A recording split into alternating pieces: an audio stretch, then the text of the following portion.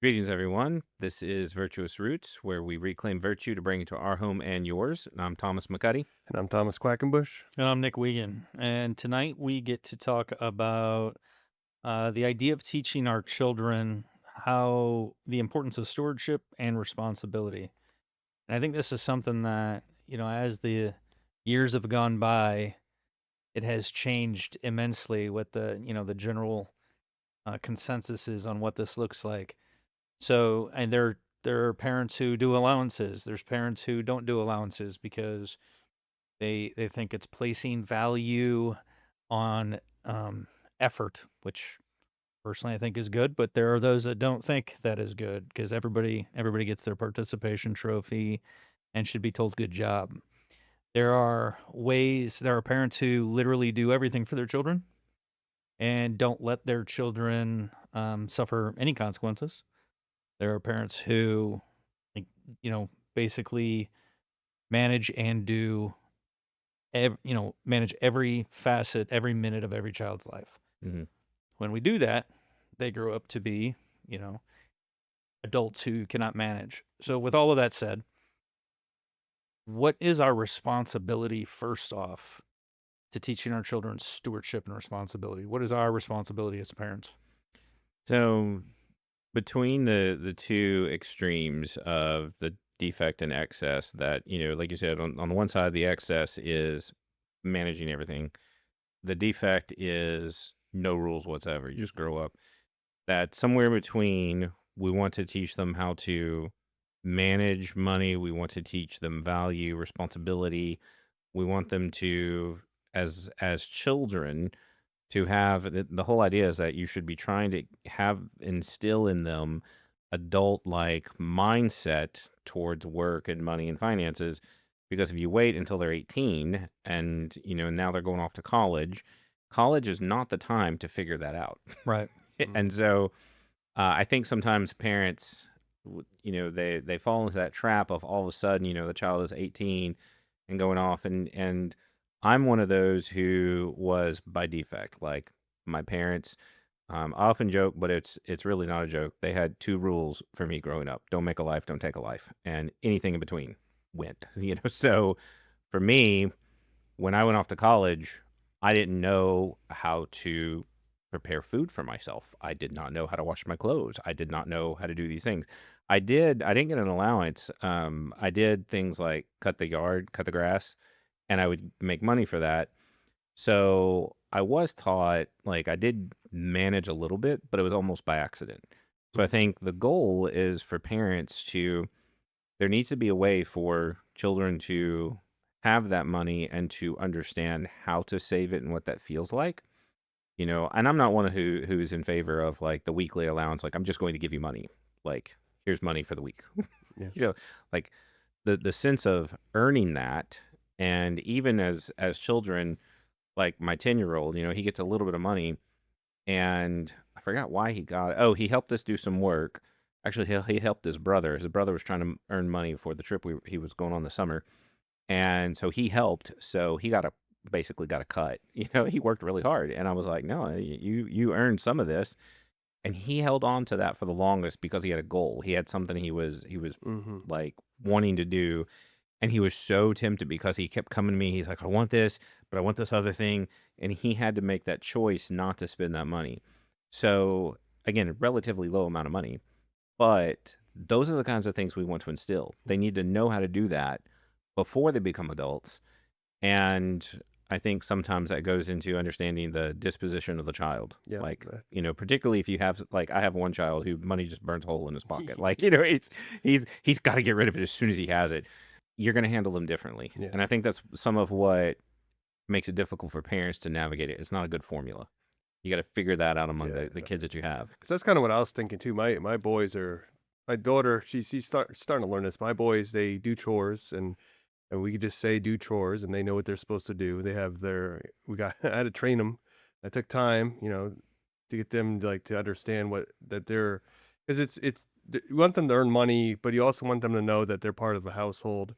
We provide for them. We feed them. We give them a place to stay. We protect them. We're their parents, and it's just good for them to know that they can contribute. I think it's good for like many different reasons. But we do give them an allowance because we want them to it's like steward it, and they want them to have some spending cash. And my older son, he has like he's been saving his money up. Like he if he goes to the store and he doesn't like, if something he doesn't strike his fancy, he just keeps it. And where my other son wants to he'll like, yeah, as soon as he gets it, he already has it spent. And then he kind of gets a little jealous of my older son having all this money.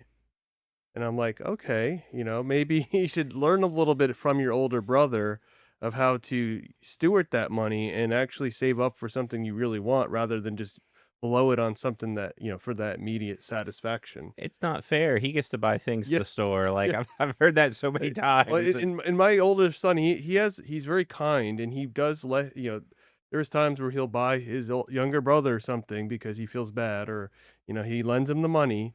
But I'm like, my middle son needs to learn how to have those same type of that same type of behavior my older son already kind of naturally has. Mhm. So I'm gonna devil's advocate, push a little here. Sure. Uh, so one thing you mentioned is, you have chores, but you want them to learn how to steward money, but also that they're part of a household. Yeah. I've noticed a lot of kids that when they get paid for their chores, they think they get paid for everything, and they no longer then help out around the house without expecting something in return. So we can go completely the other way, and this is where I push a little harder when we talk about how we handle Mm. different kids, and we say, "Well, he needs to learn." Well, I think that's what this podcast is supposed to be about. Yep. Mhm. And Exactly. I don't think it's the siblings' job to teach them, right? I think it's ours. So, Mhm. Yep. first, I don't think that when we talk about stewardship and responsibility, stewardship is not just money, although we seem to make that the same thing. And we always kind of relate stewardship to money, but it's Mm. it's so much more. It's our time. We have to steward our time. We have to steward our talents. We have to steward our money as well. But I think it's more than that. So how do we actually teach them, train them to be better when instead of saying, "Well, he needs to learn how." Mm. Yeah, yeah, okay. Yeah, I need to learn how to do a lot of things, but if I don't have anybody to teach me how to do those things and hold me accountable to them, then how do I actually do that? I think we always say first is as parents, are we good with money? Are we good with our time? Yeah. Mhm. Are we good with our talent? We may be good with our money, but we never see our children, so we're not good with our time, and we're teaching poor stewardship altogether. So how do we teach them? It's that example first, and uh, you do have to teach them, and sometimes the teaching is the frustrating part. Because, like with my younger one, if I tell him, I clean the living room, he'll ask me, "Well, what am I supposed to clean?" I'm like, "Why don't you start with all the stuff that's on the floor that's not supposed to be there?" Yeah. It seems obvious, but you start there, and it's like you said, don't assume. You know, help them as they're doing the task.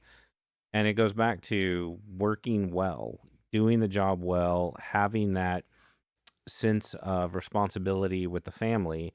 And we have to again model that because if we don't, like, one of the things we're working with them on is clearing their dishes like after they eat. Mhm. Because sometimes, depending on what's going on, one might be eating outside the other time because we have meetings or whatever else is going on. And one of the problems we've had is my oldest will get up sometimes before everybody else, and he'll leave his stuff out on the table. So just trying to teach him those kinds of things. Hey, don't do this. We're all part of it. But I was going to take my plate. I think I'd walked away for something, and he's like, sort of gets on me, and he's like, are you gonna take your dishes? And I was like, yes, I am. Thank you for asking. But that's when you're recognizing they're seeing it. Yeah. They're doing it. But if I'm not taking my dishes and I'm expecting my boys to, that's no good. Like, I'm literally not teaching them, and I'm sending the mixed signals that I have to be able to say, just like almost what Paul says in scripture, watch me, look at Yeah. me. I'm doing this. And there's even been those times in the store I might want something, or we're looking and I'll specifically not because either it was too much or I want to spend on something else, whatever it is.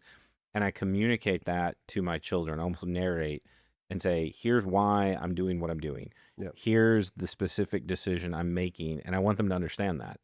And so as we do life together, as that's the whole idea of raising the kids, I think it's important for us to point out those good things. And even if we make a mistake, like if I make a bad purchase or if I, Mhm.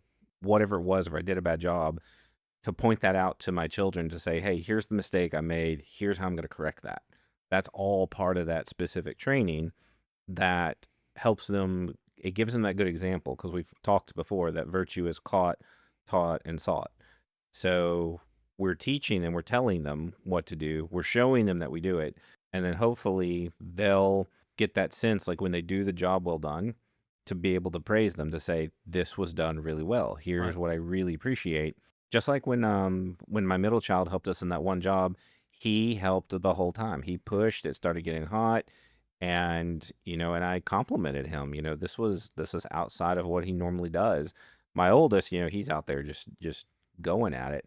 So I made a point to recognize this was not his strong suit, that this is not even the trip that he's, he's not the one going on the trip, but yet he joined us and helped us, Yeah, it's awesome. and that encouragement. And so, and even encouragement when they fail, like if they do it wrong, to recognize what they did well and recognize that this is not your last opportunity, Yeah. that for most cases there will be more. There's always more dishes, there's always more chores, there's always more opportunities to do that. And I think there's a cultivating the desire for that excellence in their environments and in their lives and stewarding their time.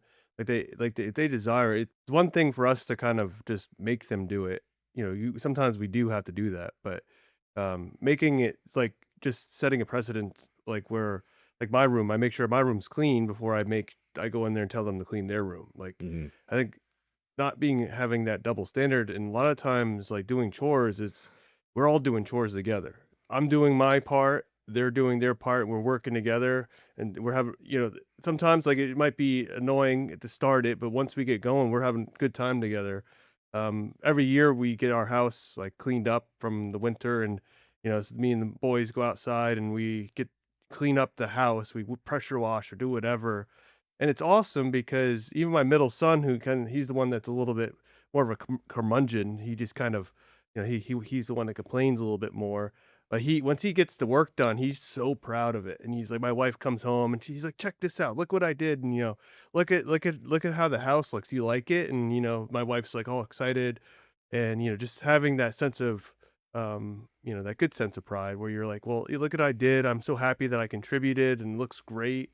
Even my daughter, she's the one that has a difficult time with her room, and so there's times where me and her go and do her room together. I'm like, this is the standard that you should search for because she feels better when her room's clean. She has, like it gives her peace because it's just like her room's ordered. So I know there's an element of this idea of excellence, which I think is a totally different conversation. Yeah, But it comes back to the idea of stewardship, yeah. right? So I know you're talking about chores and doing them well, but like, what are we teaching them with stewardship? I Well, know you're teaching them responsibility, but where do we get into actual stewardship well, to where they are stewards of something? Well, that like their rooms, that their rooms are, the objects in their rooms, the things that, that we have bought them or they've bought in themselves, like those types of things that, do they just throw them or they take care of them so they last? And, things that they value, they make sure they take care of, they put away properly.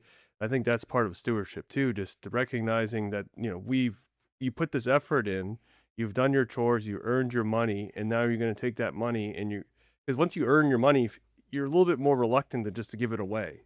And I think that helps with children kind of understanding, like, I put this work in, I took my time to do this, and I earned this money.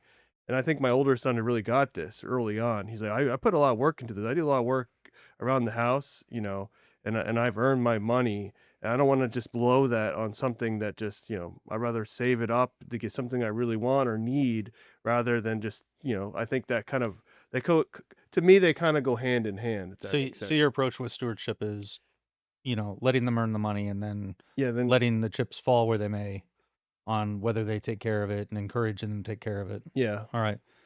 So there's got to be other ways to teach stewardship. I mean, there's got to be more than Mm. this simple, a tying it all to money approach, right? So I mean, how do we teach them? Because I know lots of people in the church who have no problem taking care of their own stuff, But when it comes down to taking care of things they don't value, Hmm. Mhm. taking care of things that are other people's. Yeah. Let me read Luke 16:10 through 13 real quick. And this is right on the tail end of the parable of the dishonest manager. But Luke 16:10 through 13, one who is faithful in a very little is also faithful in much. And one who is dishonest in very little is also dishonest in much. If then you have not been faithful in the unrighteous wealth, who will entrust you to the true riches? And if you have not been faithful in that which is another's, who will give you that which is your own? Mm. No servant can serve two masters, for either he will hate the one and love the other, or he will be devoted to the one and despise the other. You cannot serve God and money.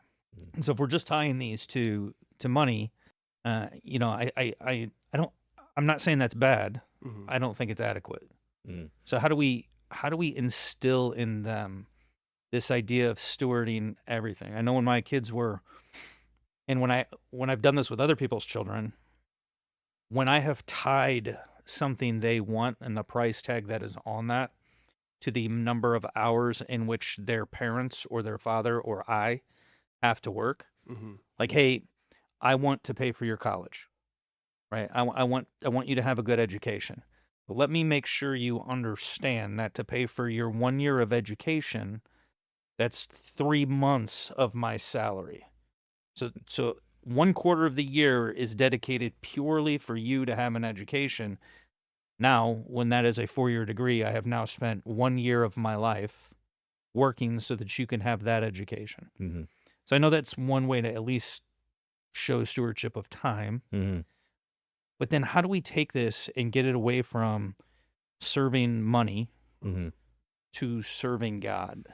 Well, and what was mentioned, like they have their domain. It starts with they have their rooms, and so teaching them this is your area, this is what you're responsible for. But there is this aspect. I think money is where it often starts because we're bad stewards because we don't control our desires. This goes back to a temperance issue. But we also don't want to forget the justice aspect that we owe it to our families and to function well. And that's why when it relates to their rooms, it's not just a matter of, it is good, you'll feel better, but you also owe it to your family, this room to be nice. But I also, what we do, like with the van, we all use the van. So this is our van, and they are part of that. And they owe it to the family to clean up, to take care of it. Because sometimes what they'll do is, well, I didn't do this. I didn't make that Yep. mess. So that's where we begin. No, this is our van, and we look out for each other. And that's, this is us. We have to do this together. And that's again, I'll do that with them. I was like, well, this is why we actually wash your clothes. They're not our clothes, but we take care of each other, and that's what we regularly kind of tell them and show them to think about it. Because again, the same thing applies when now we come to church. This is our church.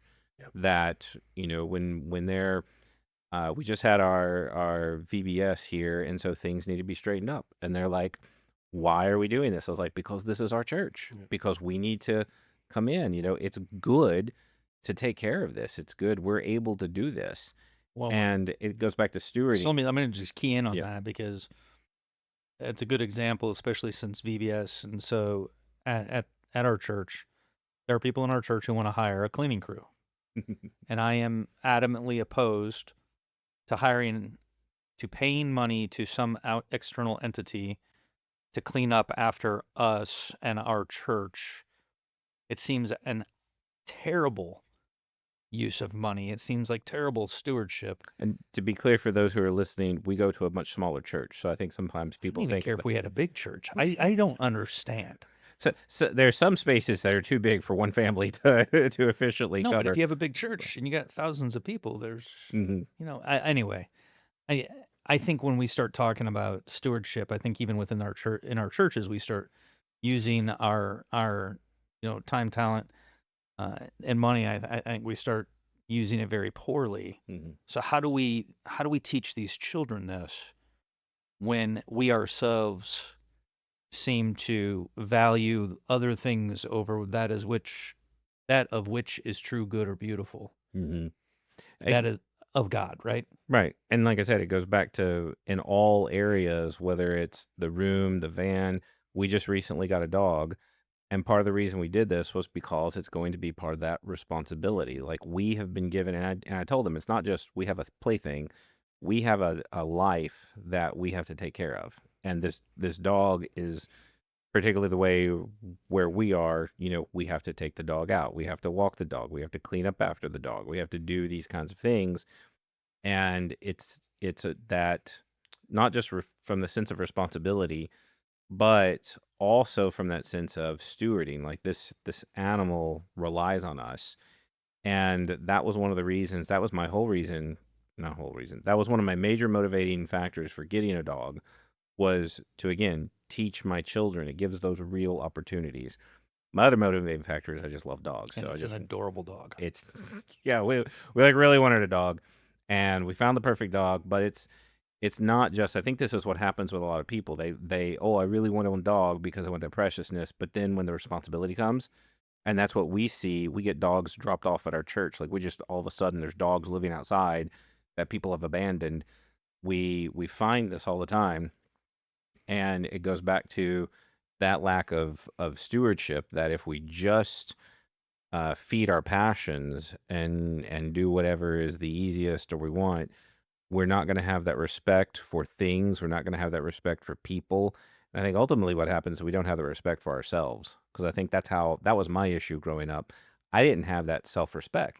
I just could live in whatever squalor situation because that's what I was used to. I was never taught the value of, like, no, I should live well, and I owe it to other people, and I should, that it's more than just keeping the house clean, because those habits, those vices, if I have them, they will extend to all kinds of other areas. Yeah. And I And think making those connections with the kids is what helps really instill that sense of like biblical stewardship in all areas. yeah, and I just want to make sure we just don't get trapped in the cultural view on this. Mhm. And the cultural view is money for chores, learn how to do your taxes, learn how to save your money, this is the percentages you put here, percentages you put there. I mean, there are absolutely there are great pieces of advice with handling money, Mhm. but true stewardship is so much more, and it always in every aspect should point back towards God.